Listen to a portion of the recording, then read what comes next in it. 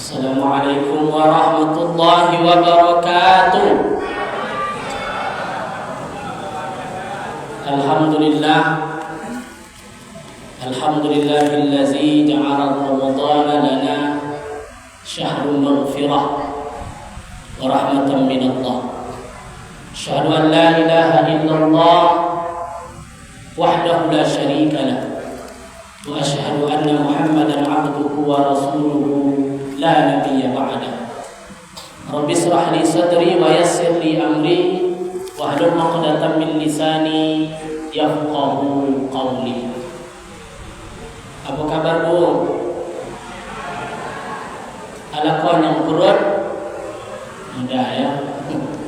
Alhamdulillah puasa kita yang kedua, tapi Ramadannya malam ketiga. Alhamdulillah. Saya muliakan para orang tua kami, para pemerintahan RT RW, para tokoh masyarakat, para guru-guru kami yang hadir, serta ayahanda ibunda yang hadir pada malam ini. Bersyukur kita, alhamdulillah, berselawat kita kepada Rasulullah SAW. Tadi nama saya dipanggil Irwan Zalpani.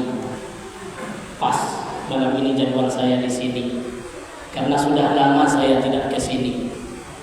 Dulu sering khatib, sering juga, karena saya tinggal sekitar sini Bapak Ibu. Jalan Sukajaya, ada yang tahu? Ini dekat dari sini. Sukajaya, tapi yang suka majunya, suka maju, suka terus, suka makmur sampai Pondok Kandung, sampai ke SKA sana. Aktivitas sehari-hari supaya berkembangnya umat manusia. Jadi manusia ini berkembang, khususnya umat Islam ini Pak, karena kami ini lah. Sudah bisa Bapak tebak aktivitas saya. Apa tuh? Gara-gara kami berkembang umat manusia. KUA. Menikahkan orang. Itulah aktivitas sehari-hari. Tapi di Ramadan ini aktivitas pernikahan nampaknya sudah menurun. Ya.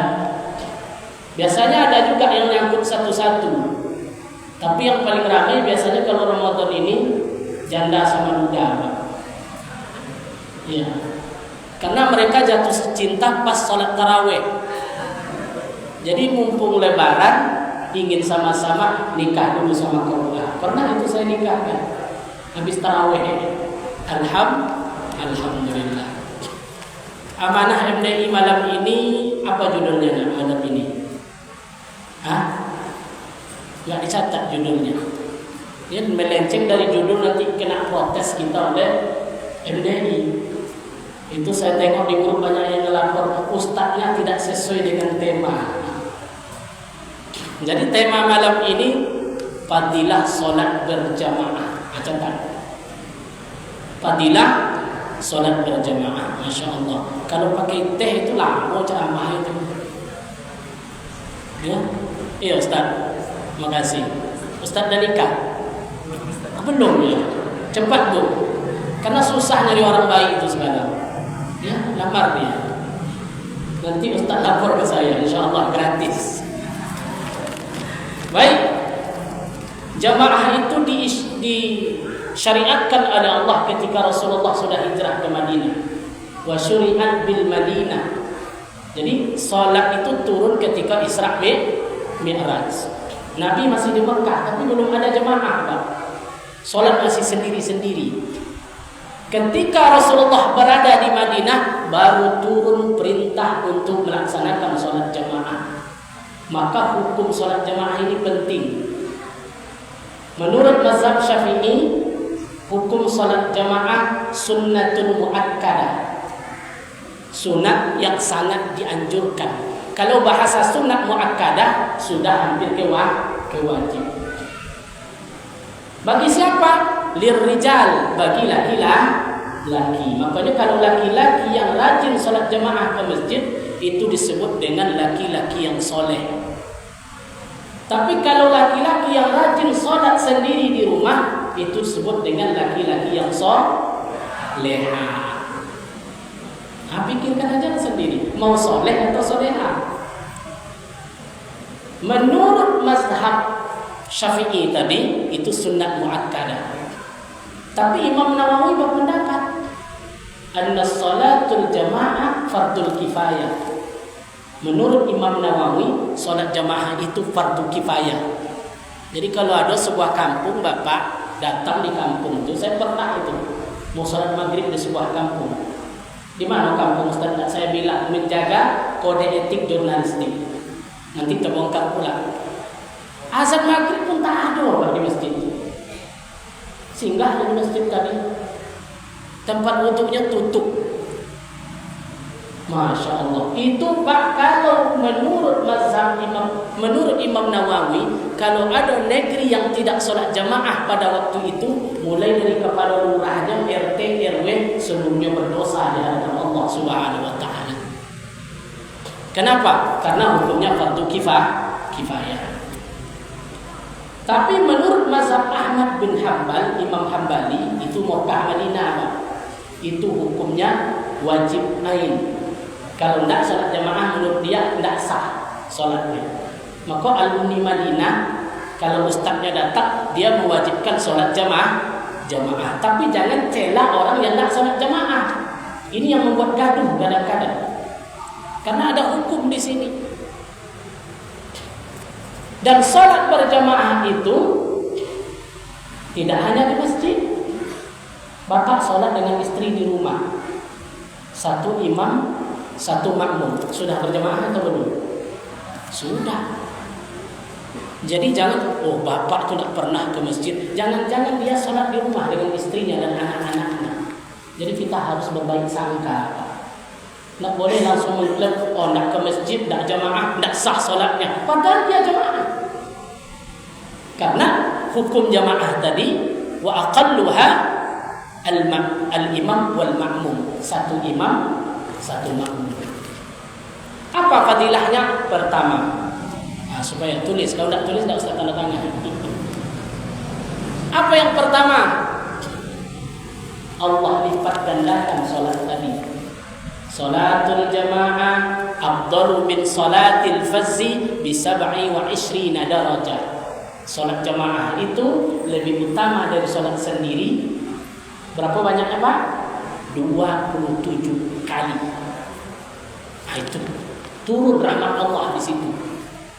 Turun rahmat Allah karena 27 darajat dilipat gandakan oleh Allah. Maka rajinlah salat jamaah. Terus ibu-ibu gimana? Bagus sholat di masjid atau di rumah, Bu? Masjid atau di rumah? Kan tak ragu kan? Masjid atau di rumah? Karena ada pendapat saf yang paling baik laki-laki paling depan. Saf yang paling baik bagi perempuan di mana? Carilah belakang sampai luar nanti itu. Jangan salah kafrah, Pak. Jadi hadis Rasulullah itu mengatakan, jangan engkau larang perempuan kamu untuk sholat berjamaah di masjid. Apa poinnya di sini? Berarti sama derajat ibu-ibu dengan bapak-bapak ketika sholat di masjid berjamaah juga dapat 27. Di sini intinya. Itu yang pertama. Yang kedua, apa fadilah sholat berjamaah? Ta'atul imam, membentuk karakter taat kepada pemimpin. Imamnya tidak tamat kuliah, contoh, tapi qori yang ikut di belakang presiden. Wajib tidak presiden ikut dengan imam, Pak? Wajib. Waktu itu tanggallah presiden dia, karena waktu itu yang kita ikut imam. Inilah fadilah Allah mengatakan ati'ullah, ati'ur rasul wa uli amri minkum. Taat Allah, taat Rasul, taat kepada yang memimpin kamu. Ada praktek taat kepada imam di sini. Tak boleh mencela imam. Maka ketika orang itu taat kepada imam, insya Allah seluruh ibadah di Masjid Nurul Yakin ini sampai kepada Allah Subhanahu wa Ta'ala. Apa dalilnya? Ta'atul imam wa anna Allah yanzuru ilal imam. Allah itu memandang imam ketika sholat berjamaah. Jadi yang kurang khusyuk buat Allahu Akbar, ibu umpama sholat belakang tapi ikut imam. Allahu Akbar sampai sholat isya tadi, ya Allah, kolak pisang tadi belum dimakan lagi. Contoh, ingat dia dengan kolak pisang. Maka hal itu disandarkan oleh Allah kepada imam. Sah sholat imam, berapa pahala imam, begitu pula lah pahala makmum. Jadi konsep kebersamaannya sampai kepada Allah Subhanahu wa taala. Tapi kalau sholat sendiri Pak, tidak dapat apa-apa. Ketika khusyuk kita hilang, berarti nilai ibadah kita berkurang di sisi Allah. Tapi ketika berjamaah, mungkin ada sebagian kita yang tidak khusyuk, tapi Allah lihat sholat kita sudah khusyuk. Kenapa? Allah memandang imam. Jadi imam itu bukan sembarangan. Harus qari, tepat bacaannya. Maka jangan segan kita menggaji imam itu, Pak. Ya, ada pula yang protes, "Mak, tinggi kali gaji imamnya." Memang jadi imam itu mungkin mudah nampaknya, tapi bebannya di hadapan Allah berat. Ya. Kalau memang ada uang, kenapa kita tidak cari imam?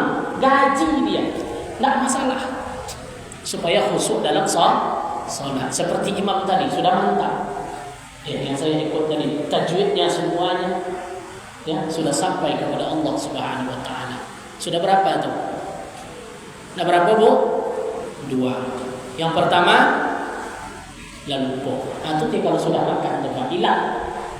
Yang pertama tadi darjatnya sampai 27 darjat. Yang kedua, ketaatan kita kepada imam. Yang ketiga, ta'limun nizam. Salat berjamaah mengajarkan kita disiplin dan tertib. Tengok barisan salat jamaah, teratur atau tidak? Teratur. Sawu sufufakum fa inna taswiyatus sufu min tamamis shalah. Lurus dan rapikan saf. Karena rapi dan saf itu merupakan sempurnanya salat jamaah kita kepada Allah. Maka saf itu harus rapi. Di samping saf itu harus rapi, harus diiringi tu'allimunal muhabbah. Salat berjamaah menambah kasih sayang. Jadi beriring itu, Pak. Luruskan saf, menambah kasih sayang. Tengok kiri kanan kita, oh saudara kita. Makanya saf itu, Pak, hati-hati juga kita. Kalau orang tak suka nempel, jangan ditempel. Kan mahabbah kuncinya tadi. Wala tashrab, jangan terlalu berlebihan. Itu kalau tidak menempel, ditempel terus. Tidak mesti. Kalau rasanya begini, akawan itu sudah begini deh, tidak usah ditempel lagi, tidak segitu saja. Paham maksud saya? Kalau sudah begini, ada juga yang minta bertempel kaki tadi, kan ada juga. Kalau saya jujur saja, saya geli, Pak, nggak bisa. Allahu Akbar, ada yang nempel hilang itu khusyuk ini. Jadi ada kebersamaan dan mahabbah di sini, tidak usah dipaksakan. Yang penting rapat, lurus, dan saf tadi tidak berjarak. Soal tempel menempel ini bukan sebuah hal yang diwajibkan. Karena Rasulullah tidak pernah mengatakan tempelkanlah kakimu, tidak ada. Ya, tidak ada yang menyebut tempelkan, tapi rapikan. Tumit dengan tumit ada. Tapi kalau memang ada yang mau menempel dan mereka setuju, tidak masalah juga, bagus, lebih bagus. Tapi kan ada juga yang tidak suka, ya. Nah, dorong lagi, dorong. Ada di apa, Pak, di masjid pernah saya sholat sampai bergaduh. Ya, dorong dikikolan semua. Nah, ini kan tidak jadi jemaah, mahabbahnya di mana? Di mana kasih sayang kita di sini? Padahal salah satu fungsi sholat jamaah itu apa? Ta'allimunal mahabbah, menambah kasih sayang. Coba, Bu. Ibu pernah sholat dengan suami? Halo? Pernah Ibu sholat jamaah dengan suami? Separuh yang jawab, yang separuh nak bisa dia jadi imam, Ustaz. Sholat sir. Kan sholat di rumah itu bisa, Pak, yang sir saja. Umpamanya sholat duha baik imam. Assalamualaikum warahmatullah, kata suami. Assalamualaikum warahmatullah, kata istri. Langsung istri mengambil tangan suaminya, salam. Muncul tak mahabbah di situ? Muncul tak kasih sayang? Maka orang yang rajin sholat dengan suaminya itu jarang berkelahi itu. Paling baikan lagi, habis sholat baikan lagi. Atau kita pergi ke kebun, contoh ke kebun, masjid jauh. Yang di kebun itu suami istri. Maka ketika zuhur datang, sholatlah berjamaah dengan suami. Ikut ndak pas sholat sunat, istri sholat di kamar depan, suami sholat di dapur. Di mana mahabbah dan kasih sayang itu akan muncul? Nawwiru manazilakum bis sholat, kata Nabi. Berilah rumahmu itu cahaya dengan sholat. Meskipun rumah yang besar bertingkat, Pak, listriknya terang, tapi kalau penghuninya tidak mau sholat, minimal sholat sunat, maka cahaya yang terang itu akan redup. Tapi meskipun rumah itu sederhana, kecil, ukurannya kecil, lampunya redup, ketika sholat berjamaah dilakukan di dalamnya, insya Allah cahaya Allah itu akan datang, berkah di rumah itu. Jadi rahasianya Bapak Ibu, kalau ada rasanya rumah itu tidak nyaman, coba praktekkan. Bawa istri, ambil wudhu, sholat berjamaah, insya Allah keberkahan itu akan datang. Lah berapa? 4. Yang kelima, apalagi fadilah dari sholat berjamaah, tu'allimunal akhlaq, mengajarkan kasih sayang. Setelah sholat, setelah doa, taqabbalallahu minna wa minkum, taqabbal ya karim. Awak pun bersalam. Dilarang tak salam habis sholat? Tidak. Siapa yang melarang?